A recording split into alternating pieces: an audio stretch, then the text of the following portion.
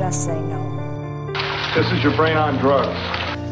America's public enemy number one. Drogas? Para elas você faz assim, ó. Bom dia, boa tarde, boa noite. Meu nome é Orlando Zacconi, sou delegado de Polícia Civil aposentado no Rio de Janeiro e atualmente sou advogado e mestre em Ciências Penais pela Universidade Cândido Mendes, doutor em Ciência Política pela Universidade Federal Fluminense. E agradeço muito o convite para estar aqui, palestrando sobre o tema que está sendo apresentado, Juventude e o Problema das Drogas. Nós já vamos falar desse título, mas antes eu queria fazer uma descrição minha. Eu sou um homem de 59 anos, vou aproveitar, porque no dia 29 de março eu faço 60, então tem que ainda aproveitar, falar 59. Moreno, estou vestindo uma camiseta preta, básica, e um boné lilás. Eu estou sempre de boné. E, em suma, muito obrigado pelo convite. E vamos falar aí do tema que foi proposto. Primeiro, a questão do problema das drogas. Não sei se a droga é o problema ou se o problema é a proibição das drogas.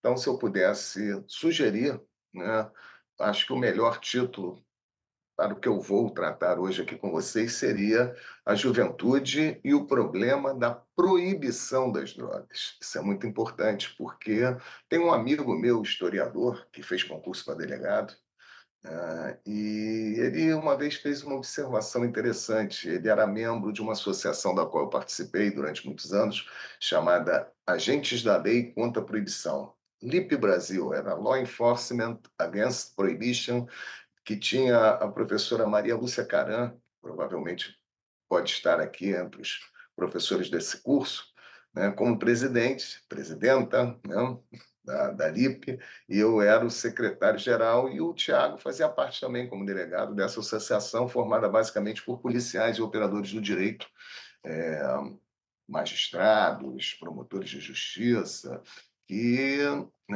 se colocavam a favor da legalização da produção, do comércio e do consumo das drogas. O Tiago, esse meu amigo, falou para mim o seguinte, como historiador: é interessante que, na história, as drogas só passam a ser um problema depois da proibição.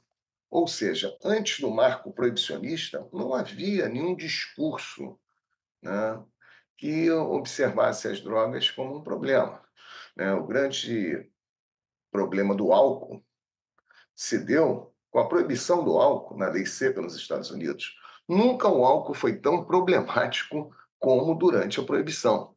E se isso serve para o álcool, serve também para outras drogas feitas ilícitas, na expressão da Maria Lúcia Caram, como a cocaína, a maconha, que são substâncias utilizadas milenarmente e que só passaram a ser vistas como fonte de problemas depois do proibicionismo, depois que foram relacionadas como substâncias proibidas através de convenções internacionais.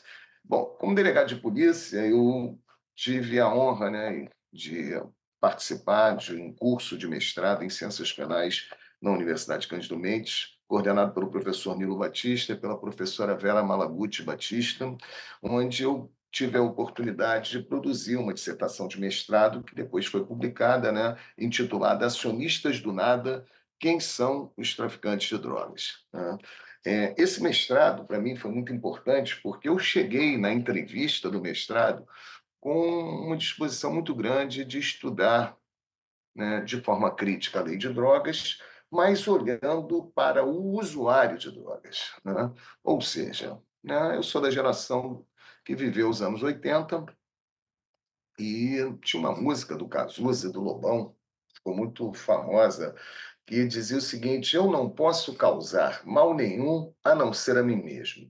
Ou seja, a minha questão ali, enquanto delegado de polícia e, digamos assim, jurista, porque tinha uma formação em direito, que é obrigatória para os delegados, que é a base do nosso concurso, era entender qual era o critério, que fundamentava a criminalização do usuário, porque que bem jurídico estava sendo ofendido, né? E como é que ficava o princípio, né, da lesividade, etc. e tal. E na entrevista, já de cara, a professora Vera Malaguti Batista, que depois foi a minha orientadora no mestrado, ela já colocou, mas vem cá, Zacone, você não acha que o problema é muito mais grave e a questão, né, do proibicionismo atinge com muito mais gravidade os traficantes que os usuários? E aquela pergunta me marcou, porque para mim o traficante era o ser do mal, né?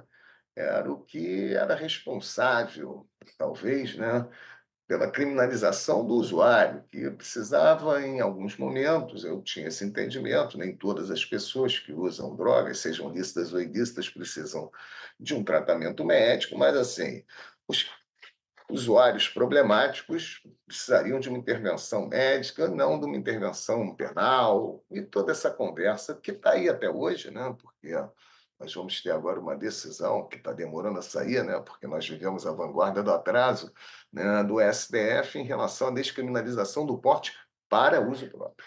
E aí aquela coisa, né? O usuário ele cada vez é mais construído como aquele que sofre os efeitos da proibição, porque o traficante ele não é visto como alguém que está nesse polo, né, eh, de sofrer efeitos negativos da lei, até porque ele é a causa da lei. O traficante é a origem do mal, e toda essa conversa que a gente vê nos veículos de comunicação e mesmo, né, em todas a construção jurídica que vai sendo feita em nosso país, né, que coloca o usuário como alguém que realiza uma conduta que hoje não é sequer passível de prisão, porque a atual lei de drogas impede o encarceramento do usuário, e que pune cada vez de forma mais severa o traficante. Tanto é que a lei atual aumentou a pena mínima em toda uma tentativa que está aí em vigor de impedir qualquer possibilidade, né, que não seja o cárcere para aqueles que forem definidos, né, como traficantes. Bom, primeira coisa que eu observei, aí foi uma boa surpresa, porque eu fui estudar, né, as políticas criminais, fui estudar criminologia, fui estudar uma série de saberes que eu não tive a oportunidade de conhecer na universidade, né? Eh, e me deparei com o livro do professor Saulo de Carvalho, que vai estar aqui na aula inaugural desse curso, né? Já deu, provavelmente, para quem está me assistindo agora, já assistiu a aula inaugural do professor Saulo de Carvalho, onde ele traz uma informação que, para mim, foi algo impactante. A distinção entre usuário e traficante é muito recente na legislação mundial, né? Ou seja, nem sempre se fez essa distinção. Na origem do proibicionismo, não havia distinção entre a conduta do usuário e do traficante. A primeira vez, né, que se fala nessa distinção e se obriga os Estados-membros de uma convenção internacional a aderirem, né, nas suas legislações à distinção entre traficante e usuário, foi em 1961, na Convenção Única, né, sobre estupefacientes, que era a convenção que foi realizada, né, em 1961, tendo, né, alguns objetivos: ampliar o rol das substâncias proibidas. É nessa convenção de 61 que a maconha passa a ser arrolada como entorpecente junto, né, de uma forma até absurda, porque ela, né, com outras substâncias como o ópio, a coca, né, a morfina e a heroína, que já eram proibidas desde os anos 30, mas ali começa, né, a maconha é colocada também como alvo, e ali, nessa convenção, é que se fala: olha, não dá mais para as legislações dos países proibicionistas que assinam essa convenção não fazer a distinção entre aquele que vende, aquele que tem a mercância, aquele que está com a substância com alguma outra finalidade que não seja o uso, porque os usuários devem ser tratados com penas menores, né, com um olhar diferenciado do que em relação ao traficante. Bom, a primeira coisa, na criminologia crítica que a gente tem que observar é o seguinte: bom, o que fez com que, naquele momento, início dos anos 60, uma conversão internacional proibicionista tivesse como foco, né, como algo relevante, esse tema que depois vai ser conhecido pela doutrina, né, que estuda as políticas de drogas, e o livro do Salo de Carvalho trata muito bem dessa questão como teoria da diferenciação, né? Isso não está na natureza, lógico. Quem tem o mínimo de informação sobre criminologia entende que o crime não é um ente natural. Se tiver, uma informação da criminologia crítica, né, vai avançar no sentido de entender que o crime não é nem um ente natural e nem um ente jurídico. O crime é uma construção. E por que que eu estou iniciando a minha fala sobre isso? Do ponto de vista da natureza, se uma pessoa está sentada num banco de uma praça com um cigarro de maconha no bolso para fumar, e no banco, do outro lado da praça, tem outra pessoa sentada com um cigarro de maconha no bolso para vender, do ponto de vista da natureza, os dois estão realizando a mesma conduta. Os dois têm um cigarro de maconha no bolso, sentado num banco de uma praça. Mas a lei vai dizer que um, né, é passível de responder a penas elevadas, porque vai ser identificado como traficante, porque ele não tem a substância para uso próprio, e o outro que tem um cigarro de maconha no bolso para consumir, para usar, vai ser tratado como usuário. A primeira vez que o Brasil inclui na sua legislação, né, a distinção entre traficante e usuário é na Lei 6368 de 76. Antes da Lei 6368 de 76, não havia essa distinção. E essa distinção ela é introduzida na legislação brasileira por conta do Brasil ter sido signatário da Convenção de 61. Ou seja, é muito recente. Como é que era antes? Como que a legislação brasileira tratava da questão, né, da posse, do porte, do transporte dessas substâncias hoje chamadas de droga, mas que já foram chamadas de entorpecentes, ou seja, como é que era o tratamento, né? No Código Penal de 40, né, o artigo 281, salvo engano, né, que tinha a previsão, né, proibindo todos esses verbos, ou muitos desses verbos que estão ainda hoje na nossa legislação, guardar, trazer consigo, portar, transportar, não havia distinção se essas condutas eram realizadas com um elemento subjetivo especial, né? Porque trazer para uso próprio é algo que está, né, colocado na lei como um elemento da subjetividade, né? Ou seja, ter ou não ter a droga para uso próprio é algo que está na subjetividade do agente, né? E antes de 76 não havia essa distinção, porque o legislador não se preocupava em incluir esse elemento subjetivo como, né, capaz de gerar uma tipicidade específica. Ali se falava em trazer, transportar, guardar consigo, portar substância entorpecente. Então, se era para uso próprio, se não era para uso próprio, dava no mesmo. O cara que era pego com um cigarro de maconha para fumar respondia pelo mesmo crime da pessoa que era pega com uma quantidade maior para vender. Não havia essa distinção. Só que o Salo de Carvalho, vou observar no livro dele, que havia um parágrafo único no artigo 281 que dizia o seguinte, que responde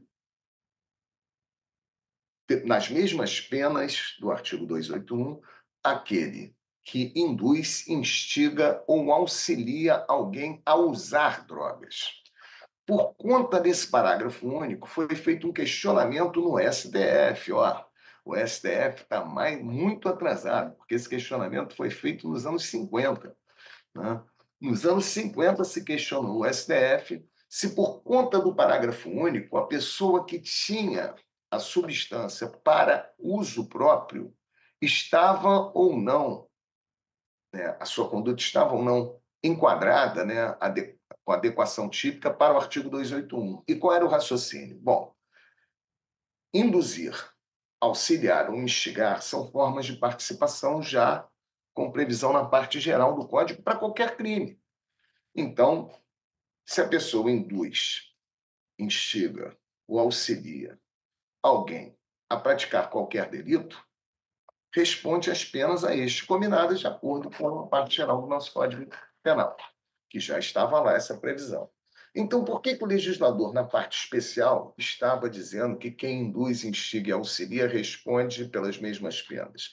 E aí a interpretação que se dava naquele momento era o seguinte: usar droga não é crime, porque se fosse crime, não precisaria que o legislador tivesse a previsão do parágrafo único dizendo que aquele que induz, instiga ou auxilia alguém a usar, né, responderia pelo mesmo crime, portanto, usar não é crime. Se questionou no STF isso, vem cá, a conduta de quem tem a substância para uso próprio é criminalizada pelo artigo 281, e, pasmem, a decisão do STF foi rápida, não foi essa decisão que está agora lá demorada, não, ninguém pediu vista, né?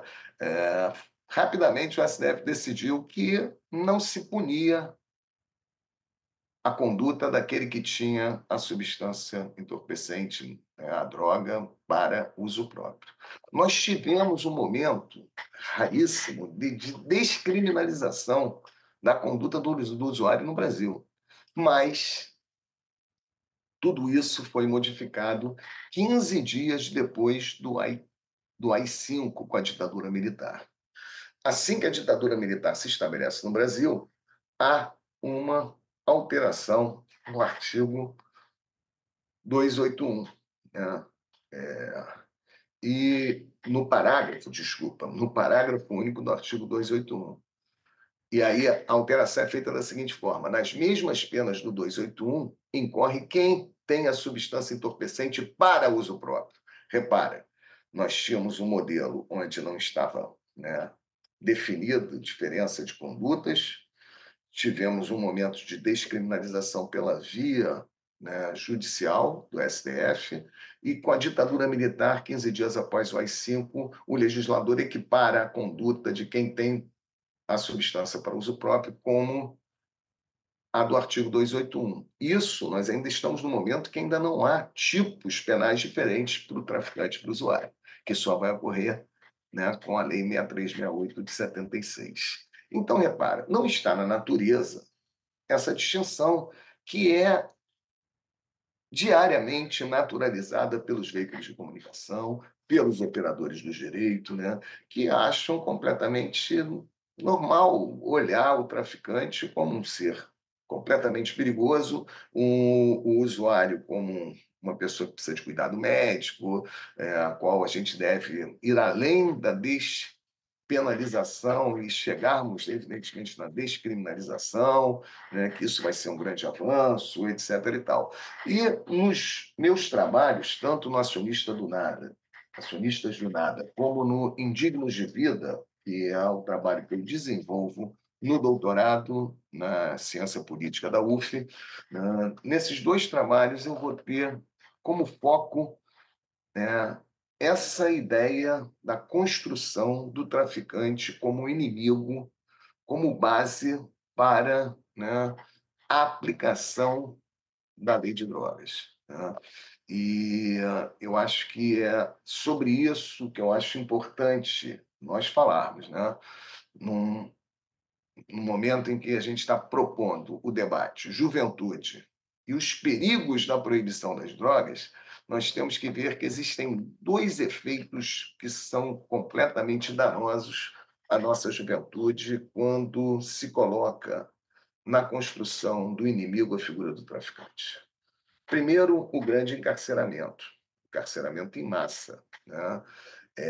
E depois a grande letalidade dessa juventude a partir de ações policiais, né? Não só ações policiais, mas a ação policial é o que mais chama atenção, porque ela é feita a partir de uma decisão do Estado.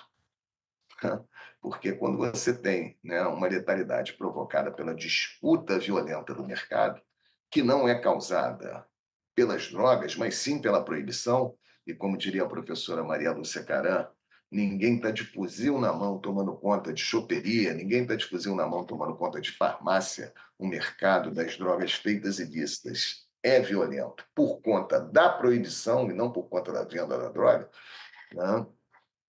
Então, é sobre esses efeitos danosos, né, o grande encarceramento e a letalidade, que eu acho que nós devemos focar o nosso olhar quando discutimos, né, os reais problemas da proibição, né?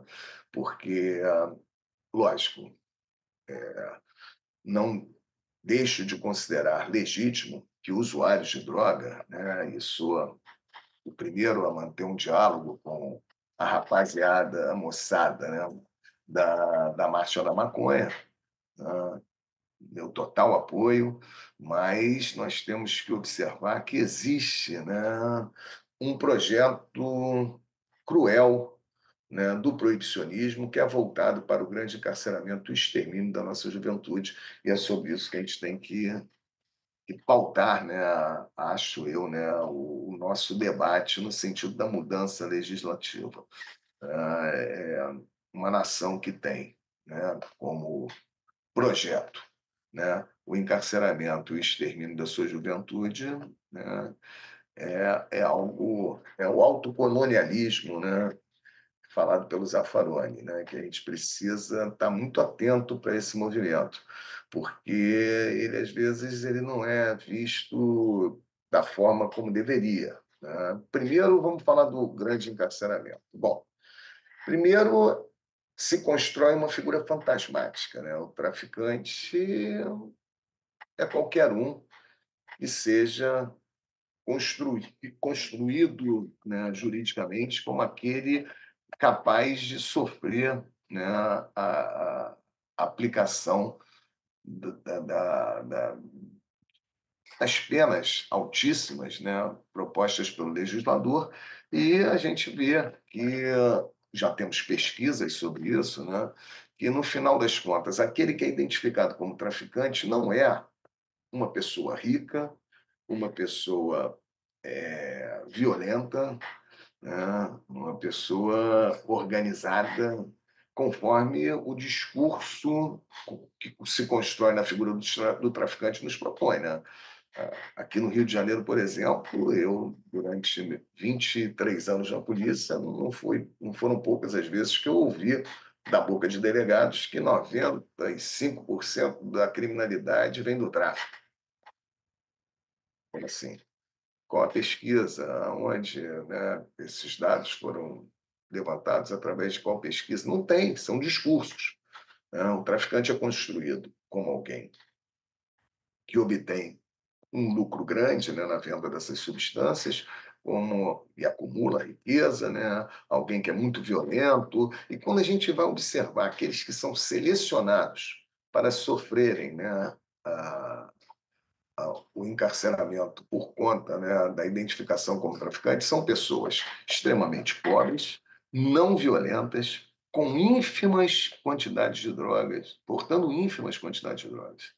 É, são muitas as pesquisas, né, desde a professora Luciana Boatê, aqui no Rio de Janeiro, né, que estudou processos de criminalização por tráfico, onde ela observou que a grande maioria dos traficantes são pessoas presas sem arma, com ínfimas quantidades de drogas, né?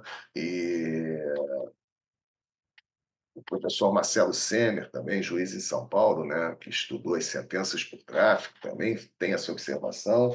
E eu, como delegado de polícia, né, acho que até um pouco antes dos trabalhos da Luciana Boatê e do Marcelo Semer, já tinha, né, dentro, né, dos meus limites de pesquisa, né, na Polícia Civil, observado que a seletividade do traficante já começa pelas áreas de atuação da polícia.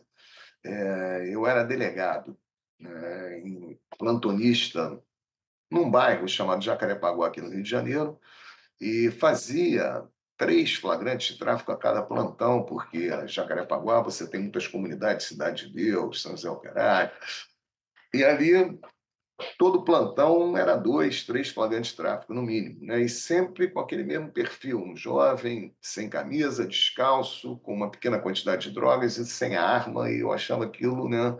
Esse é o traficante, um miserável. E aí fui transferido para a Barra da Tijuca, que é um bairro limítrofe, né? Que é vizinho de Jacarepaguá, na Zona Oeste, na mesma região do Rio, só que com um perfil de Zona Sul, bairro mais elitizado, né? Poder aquisitivo maior, que não tem favela, pelo menos naquela época que eu trabalhava, hoje já estão surgindo ali próximo, né, algumas, né?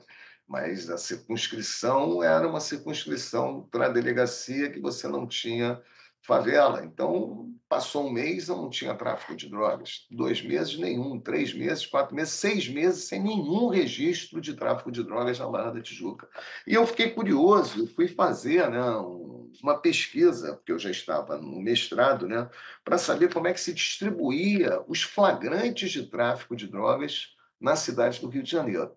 E repare, o flagrante de tráfico é o início do processo de criminalização por drogas, porque a imensa maioria dos apenados condenados, né, por tráfico de drogas foram presos em flagrante. É muito difícil você ter criminalização por tráfico, por associação, alguns, a meia dúzia, né? Através de investigação. A grande carro-chefe do grande encarceramento no tráfico de drogas e entre homens, né, acho que em torno de um quarto a um terço dos presos, né, estão presos no tráfico, e entre mulheres é o crime que mais encarcera mulheres, né, no nosso país. E a prisão em flagrante ela é, né, o pontapé inicial do processo de criminalização. Aqui no Rio de Janeiro eu fui ver, no ano de 2005, já tem bastante tempo, né? Meu mestrado foi, o livro foi publicado em 2007, então a minha pesquisa estava nessa época do ano, 2005. Eu peguei as 6 primeiras delegacias que mais registraram flagrantes de tráfico de drogas. A delegacia que todo ano mais registro de tráfico faz no Rio de Janeiro é a 34ª DP, que é a delegacia de Bangu. Não existe um lugar onde você consegue detectar a incidência do tráfico com mais facilidade do que a delegacia responsável pela região dos presídios.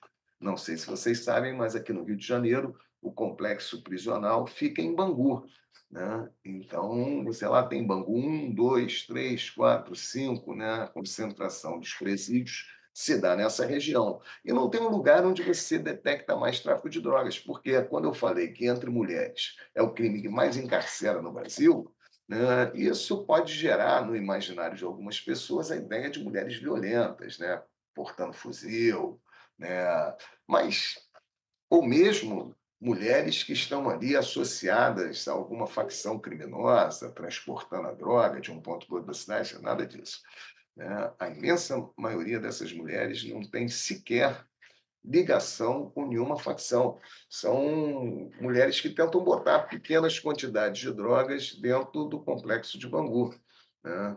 Complexo penitenciário, ou seja, não tem coisa mais fácil do que você identificar uma mulher escondendo ou tentando esconder, né, uma pequena quantidade de drogas no órgão genital, porque as visitas, quando chegam em Bangu, elas passam por um detector que faz um raio-x do corpo da pessoa, e mesmo se ela tentar intocar, vai ser identificado, né? E, em suma, essas traficantes do amor, companheiras que tentam botar pequenas quantidades dessas substâncias proibidas para, né, o seu companheiro que está preso, elas vão ser autuadas como traficantes, né?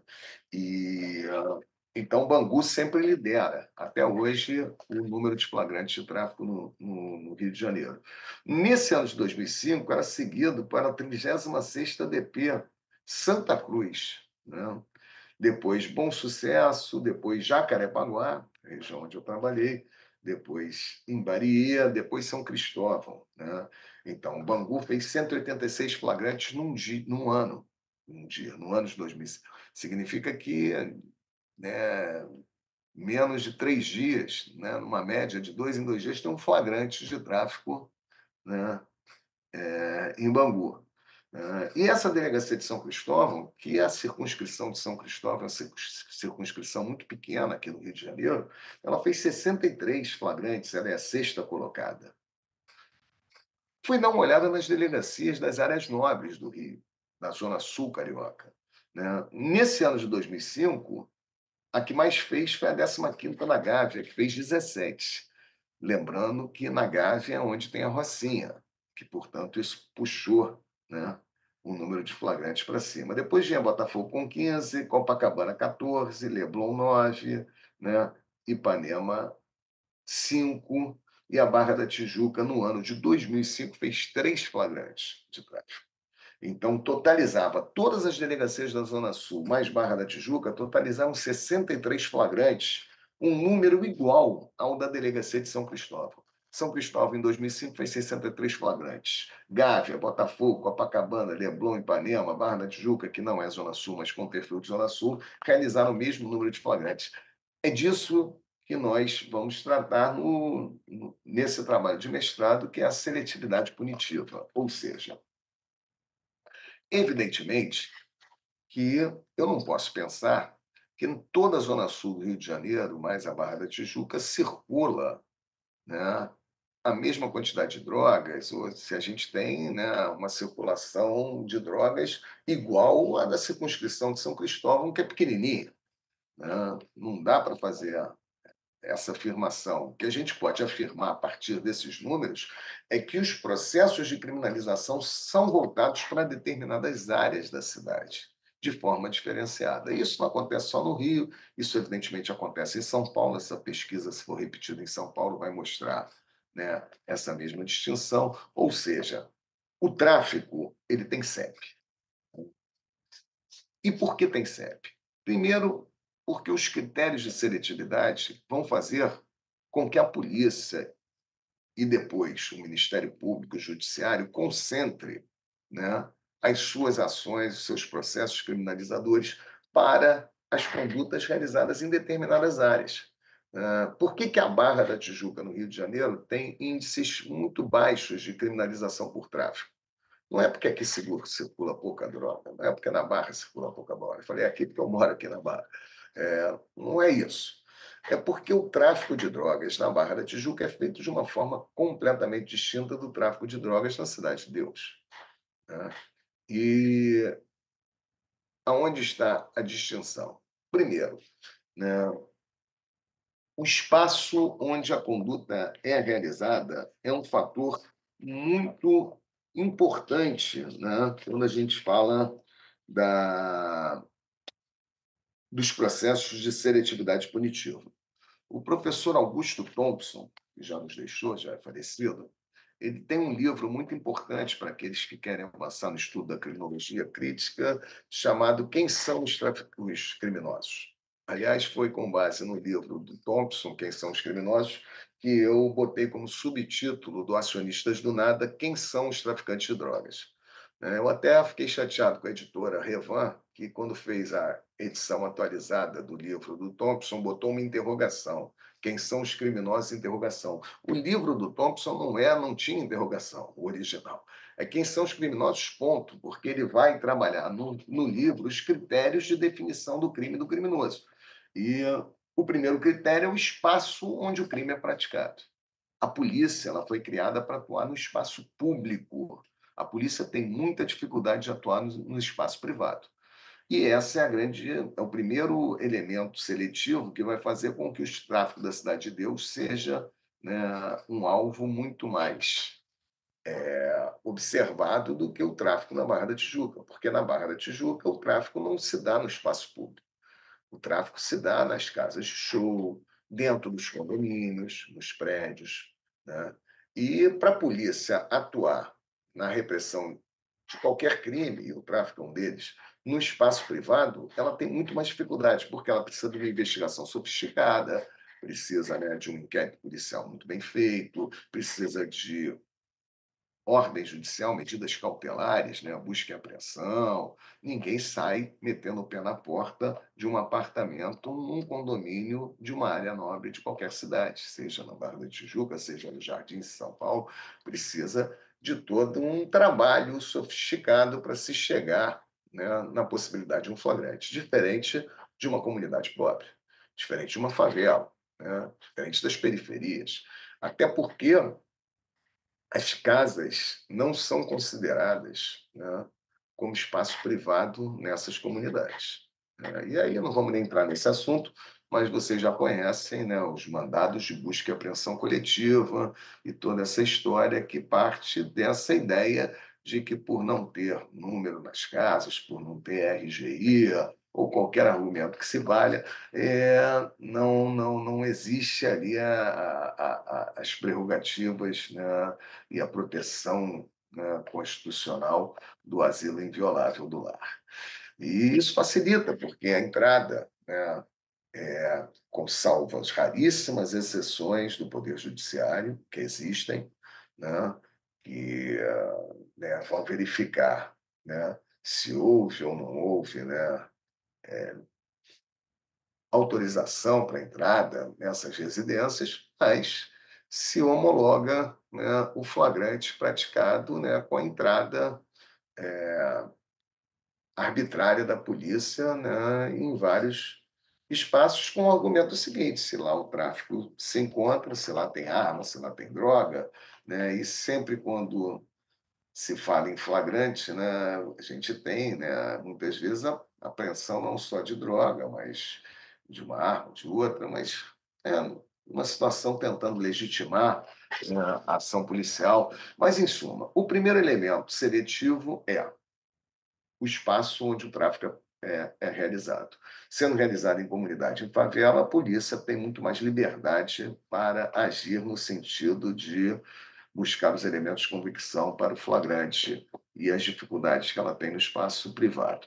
Além disso, a gente tem um estereótipo do criminoso. Evidentemente que um jovem preto, negro, né, com pequena quantidade de drogas apreendido dentro de uma comunidade, às vezes tendo uma passagem anterior por tráfico, né? Ou mesmo sem não ter passagem anterior, né? Por ele estar numa comunidade cujo comércio dessas substâncias é conhecido, ele tem muito mais chance de ser autuado como traficante do que como usuário, né? Aliás, é interessante, né? Porque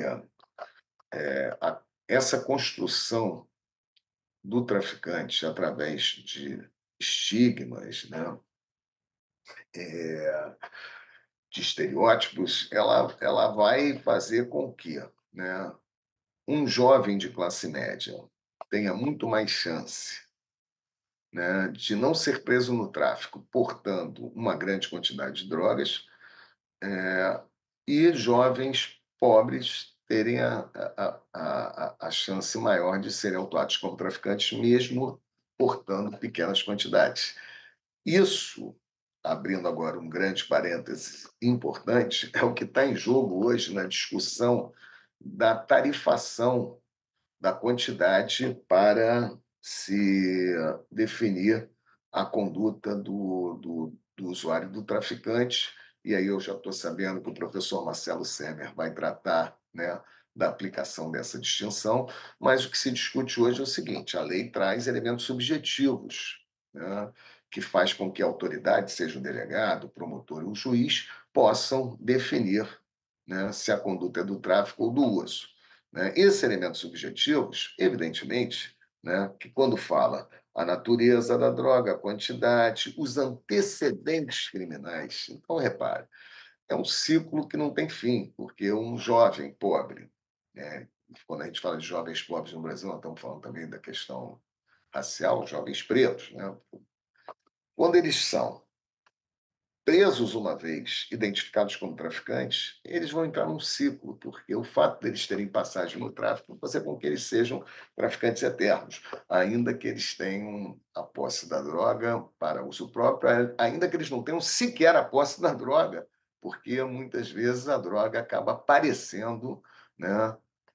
Isso já aconteceu em algumas situações aqui no Rio de Janeiro, uns jovens que estão com tornozeleira eletrônica e que são moradores de comunidades, né, de favelas, de periferia, são pegos pela polícia, a polícia quer uma informação deles, porque se eles estão de tornozeleira, eles podem dizer onde está o paiol das armas, onde está o traficante mais procurado da região, e eles estão de tornozeleira, eles têm que saber se eles não dão uma informação para a polícia, muitas vezes eles são presos no tráfico com a droga aparecendo, né, na na conta, né, daquela pessoa. Então, é sobre isso que a teoria da diferenciação, né, ela traz um debate importante. E aí, nós estamos falando do encarceramento, né? Isso vai ser ampliado quando o tema é a letalidade a partir de ações policiais, que foi o que eu trabalhei no doutorado, no livro chamado Indignos de Vida, a forma jurídica da política de extermínio de inimigos na cidade do Rio de Janeiro. Eu parti para o estudo da letalidade porque, no mestrado, eu observei que a maioria dos presos por tráfico de drogas eram pessoas muitas vezes não ligadas à facção criminosa, presas sem arma, com pequenas quantidades de drogas, naquele perfil que a gente viu. Então, onde estão os traficantes armados? Essa aí já é uma outra estatística, já é estatística não do encarceramento, já é estatística dos autos de resistência, né? É estatística dos homicídios provenientes, né, de ação policial, né? E, bom, nesse livro eu vou observar como que se constrói a legitimidade dessa matança. Por quê? E aí é uma questão importante também, porque tem na figura do traficante, enquanto um inimigo, a figura do matável. O projeto, né, de pesquisa do doutorado veio através da seguinte questão. Bom, que a polícia mata, nós já sabemos, porque basta ligar o telejornal da noite que vocês vão ter a informação de que teve uma operação policial, matou 3, matou 2. Se matar mais de 10 é chacina, né? Se matar menos de 10 é só, né, um resultado normal de uma operação policial, e por aí vai. Mas o que pouco se fala, e eu tentei demonstrar isso, acho que com algum sucesso na tese do doutorado, é que a polícia mata, mas não mata sozinha, né? Por quê? Porque a forma jurídica que é instaurada para verificar a legitimidade da ação policial, que é um inquérito, que já foi chamado de autorresistência, hoje tem um nome de homicídio proveniente de ação policial, ou seja lá o que for, né? Essa forma jurídica, ela acaba dando legitimidade à ação letal, porque a maioria desses inquéritos são arquivados com o aval do Poder Judiciário. Então, eu costumo dizer que a polícia mata, mas quem joga pá de cal é o Poder Judiciário quando, através do arquivamento do inquérito, né, e nós sabemos que o inquérito não é arquivado pelo delegado de polícia, o delegado arquiva o inquérito. Nós sabemos que o inquérito só é arquivado a pedido, né, daquele que tem a titularidade do direito de ação, que é o Ministério Público, né, o MP, e então nós temos um olhar para que existe uma política de extermínio em andamento em nosso país. Porque se a polícia mata e o Estado brasileiro diz que essa matança está em conformidade com a lei, isso nos remete à ideia de que essa letalidade, a partir de ações policiais, é uma política de Estado. E não digo nem que é uma política de governo, porque ela se mantém alta em diferentes governos, até com viés ideológicos distintos, direita, esquerda, se mantém sempre num nível altíssimo, né, e se justifica a partir da identificação do morto como inimigo. E por que eu estou falando isso? Porque eu tive como objeto de estudo no doutorado os pedidos de arquivamento feitos pelo Ministério Público em inquéritos arquivados no Rio de Janeiro, né, num recorte, né, que eu fiz entre os anos de 2003 e 2009, e ali eu pude observar quais eram os fundamentos que o Ministério Público coloca para legitimar a ação letal da polícia. Bom, para nós, estudantes de direito, o que poderia, do ponto de vista do discurso jurídico legitimar uma ação letal da polícia, seria legítima defesa, né? Ou seja, nós vamos esperar que no pedido de arquivamento o Ministério Público consiga demonstrar a existência de uma legítima defesa na ação do policial. Mas quando eu fui ler os pedidos de arquivamento feitos pelo Ministério Público, eu vi que a legítima defesa não tem nenhuma relação com os elementos legais. Presença de uma agressão injusta, atual, iminente. Acho que somente dos 300 pedidos de arquivamento que eu estudei, somente um demonstrava existência da agressão, ou seja, tinha uma viatura atingida, um policial ferido, uma granada que explodiu. Os outros 299, nenhum deles, né, tinha elementos sequer da existência da agressão. Havia somente um discurso do policial dizendo que, ao incursionar na comunidade, foi recebido a tiros por criminosos, que na troca de tiro e avançando encontraram o corpo no chão. Bom, muitas vezes esses autos cadavéricos são completamente incongruentes, completamente contrários ao que o policial narra. O policial diz que atirou de longe, que depois acabou encontrando no meio do caminho os corpos, e depois vem o exame cadavérico e diz que o tiro foi a curta distância, tiro pelas costas, uma série de questões que não são levadas em consideração, salvo raras exceções, pelo poder jurídico, né, e começando pelo promotor de justiça que pede o arquivamento, né, usando elementos somente da construção do inimigo. Então, eu peguei lá, e aí no livro se vocês tiverem a oportunidade, vocês vão observar que o que está em jogo ali não é a forma como a polícia agiu, mas sim quem morreu. E a construção se dá a partir de várias questões que passam, né, a serem construídas nesse inquérito policial. Primeiro, o pedido de folha de antecedentes do morto. Bom, vamos lá. É importante a folha de antecedentes do morto na investigação de homicídio? Para quê? Para você descobrir, para você ter uma linha de investigação para saber qual foi a motivação e chegar na autoria. Então, para você chegar no autor de um homicídio, muitas vezes você pode recorrer, né, numa investigação, a ver o histórico, né, a folha de antecedentes de um morto, né? Ele morreu por quê? Era briga de milícia, briga do tráfico. Mas no caso da ação policial, né, dos chamados antigamente autos de resistência, você não precisa pedir a folha de antecedentes criminais para chegar na autoria, porque a autoria já é dada no momento do registro. Assim que é feito o registro de ocorrência, o policial já disse: eu atirei, ou nós atiramos. Então, você já tem o autor, né? E por que se pede a folha de antecedentes criminais, mesmo com a autoria já definida? Porque isso vai ajudar na hora do promotor justificar a legítima defesa dizendo: olha, o morto tem passagem no tráfico, né? O local onde o fato ocorre constantemente é citado, né, nos pedidos, nas promoções de arquivamento. O fato ocorreu em comunidade favelada, onde constantemente tem troca de tiros entre polícia e bandido.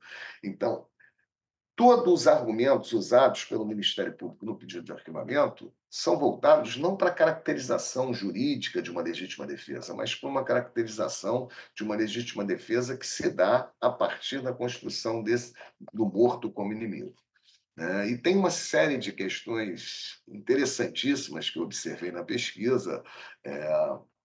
Evidentemente que todo morto tem que estar portando uma arma, porque se ele atirou e a polícia revidou, tem que ter uma arma. E são apreendidas as armas com os mortos. E uma dessas armas foi para a perícia do ICCE, e o ICCE, o Instituto Carlos Ebony, aqui a perícia da Polícia Civil do Rio, disse que a arma não tinha poder para fazer disparo. Ela era uma arma obsoleta no sentido de que ela não disparava.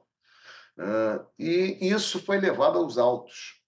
Um juiz aqui do Rio, do Tribunal do Júri, somente um, é sempre o mesmo, que, quando tinha elementos incongruentes entre a perícia e a fala dos policiais, ele não aceitava o pedido de arquivamento e mandava ao procurador-geral. Esse inquérito foi um que caiu com esse juiz, e o juiz falou: olha, se essa arma não dispara, a fala dos policiais de que eles reagiram, né, a, a uma agressão não está muito bem explicada. Então, vamos mandar para o Procurador-Geral de Justiça. Quando chegou no PGJ, a assessoria criminal devolve o inquérito a favor do arquivamento com as seguintes palavras: o policial não é obrigado a saber se a arma dispara ou não dispara. Só que tem um problema: quem disse que a arma disparava eram os policiais. Mas, mesmo, né, com essa construção, né, do PGJ, evidentemente que agora o juiz estava obrigado a arquivar aquele inquérito. Ou seja, né, já partindo aqui para as considerações finais, porque eu acho que meu horário já está caminhando, né, para o limite, que é de 40 minutos. A construção do traficante enquanto um inimigo é uma construção que ela tem uma razão de ser, né, no processo de criminalização. Eu falei para vocês no início, né, da minha apresentação, que a teoria da diferenciação se deu em 1961. O que estava acontecendo no início da década de 60, no século passado?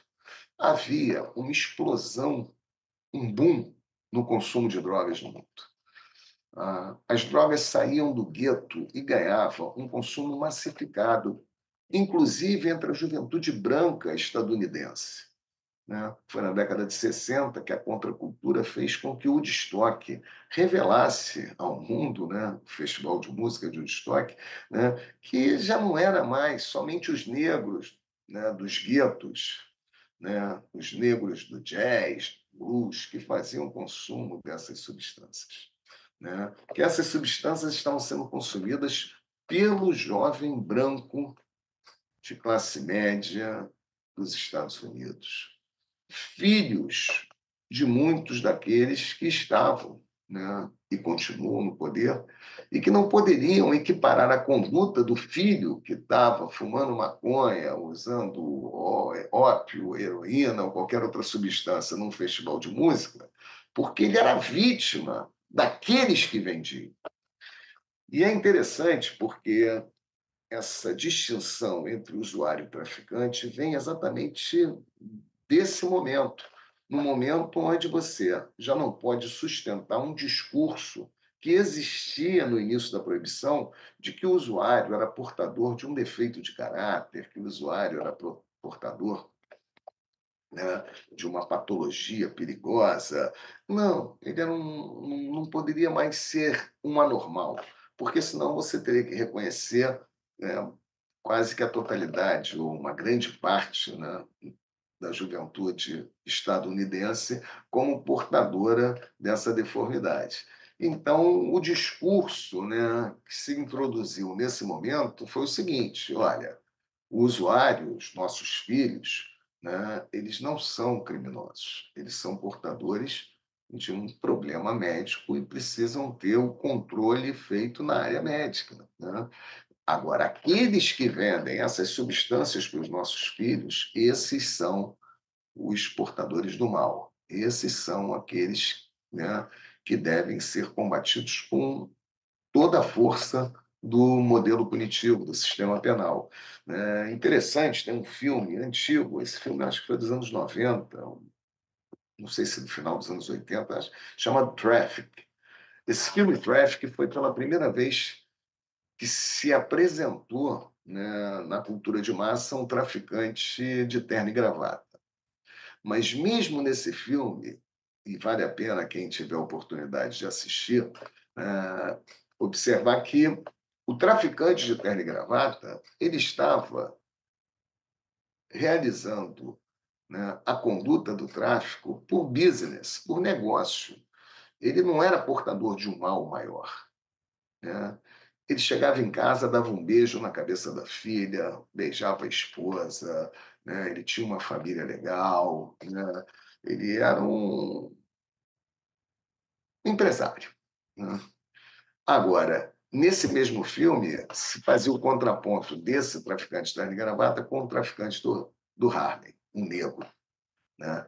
Esse traficante do Harley, o negro, ele estuprava, ele era violento. Então, repara, mesmo quando a mídia, em algum momento, quis demonstrar que o tráfico que ocorria no gueto ele tinha bases econômicas em ambientes empresariais, e isso é trabalhado no livro Acionistas do Nada, a gente sabe, né, que o tráfico de drogas ilícitas, há bem pouco tempo atrás, eu não sei, não atualizei, mas ele era considerado a sexta maior economia do mundo. Perdia para poucas economias, como armas, como drogas lícitas. Reparem, drogas lícitas é uma economia mais forte do que as drogas ilícitas. Mas as drogas feitas ilícitas é uma economia muito forte. E nós sabemos que uma economia, a sexta maior economia do mundo, não pode estar na mão, né, dos moradores de uma favela, né? Não pode estar na mão da periferia, né? Na verdade, quando a gente não, né? Mas quando se constrói a figura do traficante inimigo, né? Esse traficante ele é visto na última ponta do negócio, que é onde é operado o varejo das drogas, né? E o varejo é onde você tem a parte menos lucrativa de qualquer mercadoria, de qualquer produto. O dono do botequim, aqui no Rio tem botequim, né? Que vende cigarro e álcool, cachaça, cerveja, ele até tem um lucro na venda do cigarro, da cachaça, da cerveja, mas o lucro dele é ínfimo perto da indústria do tabaco, perto da indústria do álcool, né? A lucratividade é a menor possível no varejo, né? No varejo tem que vender muito para ganhar algum dinheiro, né? Então, esses varejistas são o que o Nils Christie, e esse termo acionistas do nada não foi inventado por mim, ele é uma expressão, né, dada por um criminólogo norueguês, que também já partiu, né, o Nils Christie, que escreveu um livro importante chamado A Indústria do Crime. Nesse livro, o Nils Christie diz que a criminalidade de mercado é a criminalidade que avança, né, nesse modelo econômico neoliberal. Então, e os processos de criminalização vão atingir sempre aqueles que estão na ponta dessa criminalidade. Então, por exemplo, contrafação. Um crime que muitos já tiveram a oportunidade de estar ao lado, até como partícipe, né, comprando lá, né, um produto pirata, né, uma camisa, um tênis, uma bolsa, no caso das mulheres, né? Então, contrafação. Esse crime de mercado, né, ele gera um processo de criminalização para quem? Para quem está na ponta, no varejo. De vez em quando vai aparecer um chinês lá de São Paulo, que é o cara da contramão, né, que vai em cana. Mas quem vai em cana no dia a dia é o camelô, né? Na mesma coisa acontece com as drogas, que também é uma criminalidade de mercado, né? De vez em quando vai aparecer um barão, né? Né? Até hoje o Fernandinho Beiramar é considerado o traficante, né, mais de maior nome em nosso país, porque ele quis subir um degrau, né? Sair do varejo para o atacado. Então, esses processos de criminalização por drogas, e aí já partindo para o encerramento, né, eles geram efeitos muito danosos para a nossa juventude. E é por isso que eu falo que o melhor título, né, para essa apresentação é Juventude e o Perigo da Proibição das Drogas, né? A proibição das drogas ela é muito cruel com a nossa juventude pobre, né? Ela é um projeto macabro, né, de moer gente, né, do autocolonialismo em nosso país, e a gente tem que se opor a esse projeto. A legalização das drogas talvez não seja, né, o ponto final desse projeto, porque outras máquinas de moer a nossa juventude pobre vão surgir enquanto a gente viver no marco de uma sociedade de classes, né, no marco de uma sociedade que distribui as riquezas na forma de concentração como a brasileira. Eu não acho que não é só legalizar as drogas, mas eu acho que a legalização das drogas vai desmontar uma máquina, digamos assim, que produz, né, dor e sofrimento diuturnamente no nosso país através do encarceramento em massa da nossa juventude, através da letalidade dessa mesma juventude. Então, precisamos falar de legalização das drogas. E fico triste porque nós estamos na vanguarda do atraso. Hoje nós estamos aí esperando há muitos anos uma decisão do STF sobre a descriminalização do porte para uso próprio, que talvez acho que o Brasil hoje seja o único país na América do Sul que ainda criminaliza a conduta do usuário. No Uruguai nunca foi crime, na Argentina desde os anos 90 já foi descriminalizado, não é considerado crime na Colômbia. Ou seja, nós estamos num atraso, né, imenso no debate sobre a questão das drogas. E o pior é que a gente coloca esse atraso como sendo uma vanguarda. Né, e está todo mundo aí aguardando a decisão do STF, como que se isso fosse resolver os problemas da proibição. Não irão resolver. E digo mais, muita coisa está sendo mal colocada nesse debate. Primeiro, tarifação. Em lugar nenhum do mundo, a tarifação é um elemento exclusivo para distinguir as condutas. Se a pessoa for pega e for demonstrado que ela estava vendendo um cigarro de maconha, uma ponta de maconha, não existe tarifação a dizer que ela não é traficante. Ela é traficante. E vai ser a mesma coisa aqui no Brasil. O que se tenta fazer é que, não havendo elementos que demonstrem, né, mercância ou outra finalidade, estando somente na posse de uma quantidade de drogas, que a pessoa, né, tenha a proteção, entre aspas, de ser, né, não ser considerada traficante. Acho que isso vai trazer alguns problemas. Primeiro, porque se nós mantivermos algumas súmulas que existem, né, no Brasil e aqui no Rio, a gente tem uma em vigor no Tribunal de Justiça, de que a palavra do policial ela é um elemento de prova, não vai faltar policial a dizer que pegou o rapaz jovem preto vendendo e que o comprador saiu correndo. E eu não sei se a gente vai conseguir frear esse encarceramento em massa por tráfico com pequenas quantidades de drogas, tarifando. Né? Acho que teremos outras estratégias para se manter o encarceramento dessa juventude. Depois, o espaço público no Brasil é diferente do espaço público em Portugal. Quando você tarifa em Portugal, você permite, né, uma pulverização do tráfico. Foi uma estratégia, inclusive, usada em Portugal para você não concentrar a venda das drogas em um único ponto, como nós temos aqui no Brasil, as chamadas bocas de fumo. Então, lá na Rua do Comércio, em Portugal, passa um cara, né, com blazer e te mostra 3 cigarros, 4 cigarros de haxixe para você comprar intocadinho. Né? Se ele for pego transportando aquela quantidade, ele não vai ser autuado como traficante.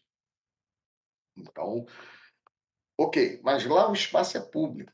No Brasil, o espaço público não é tão público assim. Então, essas regiões que são dominadas, e quase todas no Rio de Janeiro, por determinados grupos, vão fazer com que jovens, mulheres, passem a circular com a quantidade, né, da tarifação, né, oferecendo nas ruas, e isso pode aumentar ainda mais o processo de criminalização por tráfico. Então, tem muito receio, né, desses modelos que são importados sem um olhar crítico, um debate mais apurado, e eu acho que o que está faltando é um pouco de coragem para a gente dar o passo mais avançado, que já está acontecendo, é avançado, mas nem tanto. Né? Já aconteceu no Uruguai, já aconteceu na maioria dos estados, né, lá nos Estados Unidos, já está acontecendo na Europa, que é a possibilidade da gente legalizar no sentido, né, de regulamentar a produção, o comércio e o consumo. Não existe legalização só autorizando e regulamentando o consumo, não existe legalização só autorizando, regulamentando o comércio e o consumo, tem que se regulamentar também a produção. E a gente está na vanguarda do atraso, inclusive no que diz respeito à maconha medicinal, uma vergonha, né? Hoje no Brasil nós temos autorização para o consumo, né, da maconha medicinal, que alguns chamam de cannabis medicinal, como se a cannabis fosse diferente da maconha, e nós não temos uma regulamentação da produção desse medicamento no Brasil, o que coloca a gente numa relação de dependência econômica com outros países, como Alemanha, Inglaterra, Canadá, Estados Unidos, que estão avançando na produção desses medicamentos, né? Então, é até uma violação ao princípio da soberania nacional. Mas, ou seja, vejo como muito grave o quadro em que nós encontramos no debate, nas políticas sobre drogas, e acho que a teoria da diferenciação ela deve ser algo visto com um olhar, né, mais crítico e menos naturalizado, e eu acho que eu tentei fazer um pouco isso, tanto no mestrado como no doutorado, e espero que aqueles que estão aí assistindo essa palestra se sintam, né, entusiasmados no sentido de observar a importância, né, da gente não naturalizar a distinção entre usuário e traficante. É isso. Obrigado pela atenção e fico aí à disposição. Vou deixar meu e-mail, não sei se depois, né, a produção pode colocar aí, né, orlandozacone@gmail.com, e fico à disposição para aqueles que tiverem interesse no tema aprofundar o debate, né, com indicação de bibliografia, e outras ações, tá bom? Muito obrigado.